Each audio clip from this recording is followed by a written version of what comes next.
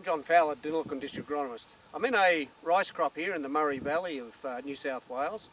This crop was sown about 8 weeks ago and it's been permanently inundated up until about 2 days ago when the water was taken off.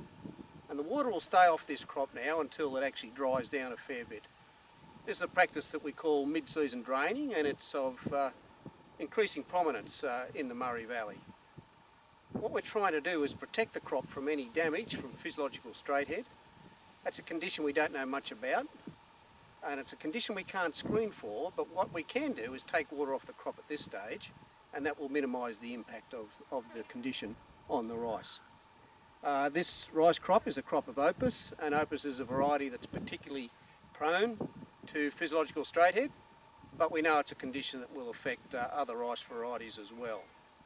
Now, the aim of this video is to show you basically the growth stage that we commence the drying process, to show you how dry we're going to make the crop before we reintroduce the permanent water, and also then show you how quickly this crop will recover once permanent water is reintroduced. Now, if we have a look here at this rice, we can see it's well and truly into mid-tillering, and our aim will be to dry it down, probably for about 2 weeks, put the water back on, and we'd like the water to be back on definitely 7 days, preferably 10 days, before this crop reaches panicle initiation.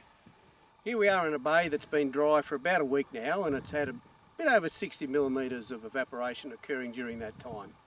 The soil has started to crack, and that's what we're really wanting to see, so that the oxygen can get back down into the soil. And we're starting to see some stress signs developing on areas that have had extra nitrogen or might have been a little bit high and were the first bits to dry out. But we'll keep this water off this bay for at least another 3 or 4 days, perhaps longer. We'd like to see another 30-40 mils of evaporation, and then we'll assess it. Mainly we'll assess it visually to see the levels of stress, and we'd like to see most of it stressed at least to that degree before we reintroduce water. Well, here we are back in the bay. It's about 5 days since I was here. Probably had about 50 millimetres of further evaporation, so this bay's probably had about 110 mils of evaporation since we dried it off. And as you can see, it's looking very dry, and this is now ready for the water to come back in. Water, in fact, will be reintroduced here tomorrow. Well, here we are. It's been about 3 weeks since the water has been back on this area here, and the crop has basically recovered. As you see here, we're in a patch of high nitrogen, and you really can't see any sign of the old leaf. It's not that the leaf that was withered off has regrown. There's still withered leaves down there, but it's the fresh leaves come through and cover it up.